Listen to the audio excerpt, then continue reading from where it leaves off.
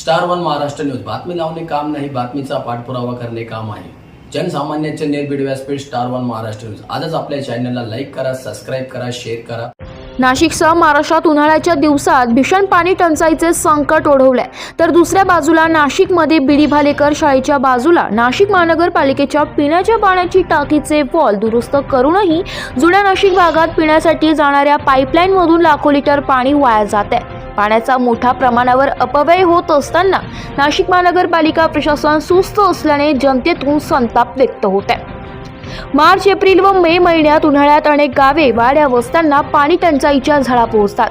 तहानलेल्या गावातील नागरिक घोटभर पाण्यासाठी वणवण भटकतात, तर दुसऱ्या बाजूला नाशिकमध्ये जुन्या नाशिक भागात पाणी पुरवठा करणारी पाईपलाईन फुटून लाखो लिटर पाणी वाया गेलंय। नदी नाल्यासारखे वाहणारे पाणी जलद बंद व्हावेत यासाठी तात्काळ कोणतीही यंत्रणा त्या ठिकाणी आलेली नाहीये। जुन्या नाशिकमध्ये लाखो लिटर पाणी वाया जाण्याची याच महिन्यातील दुसरी घटना असून काही दिवसांपूर्वी जुन्या नाशिक परिसरात बुधवार पेठ येथे पाईपलाईन फुटून लाखो लिटर पाणी वाया गेले होते।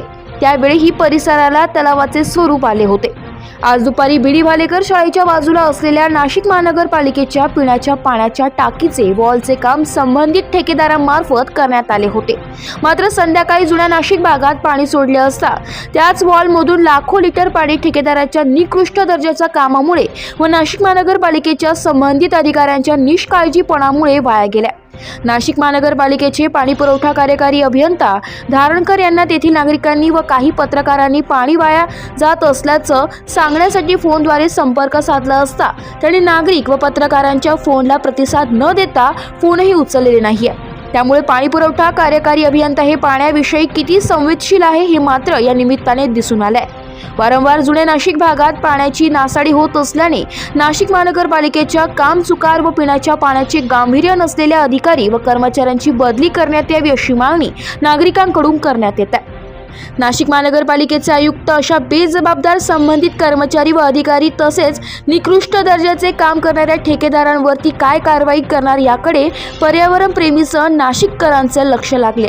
एकीकडे नाशिक महानगरपालिका पाणी जपून वापरण्याचे धडे नागरिकांना देत असताना मात्र दुसरीकडे नाशिक महानगरपालिकेच्या निष्काळजीपणा ठेकेदारांच्या निकृष्ट दर्जाच्या कामामुळे लाखो लिटर पाणी वाया जात आहे।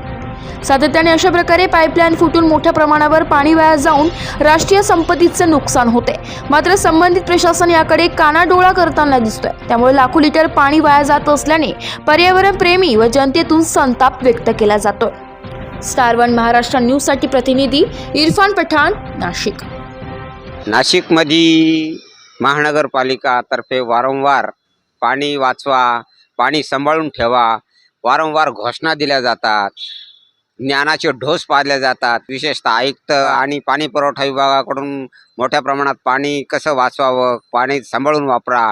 आता उन्हाळा चालू आहे, पण ही जरी घोषणा केली जात असली तरी आज संध्याकाळी मात्र जिल्हा परिषदेच्या समोर असलेली जे महानगरपालिकेची पाण्याच्या टाक्या आहेत, त्या पाण्याच्या टाकीच्या तिथे असणारे जे जुन्या नाशिकमध्ये पाणी पुरवठा करणारे जे वॉल आहेत ते आज लिकेज झालेले आहेत। आणि ते लिकेज झाले असल्यामुळे लाखो लिटर पाणी आज जे वाया जाते याला जबाबदार कोण आणि ही जबाबदारी कोण स्वीकारणार आणि कोणावर दंडात्मक कारवाई करणार हा मोठा आज नाशिककरांना प्रश्न पडलेला आहे।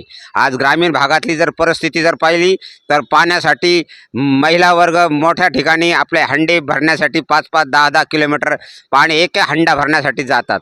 परंतु इथं शहरातले मनपा प्रशासनाचं मोठ्या प्रमाणात दुर्लक्ष असल्याने या ठिकाणी लाखो लिटर पाण्याच्या गैतीने एक कामकाजामध्ये हलगर्जीपणा असल्यामुळं पाणी वाया जात आहे।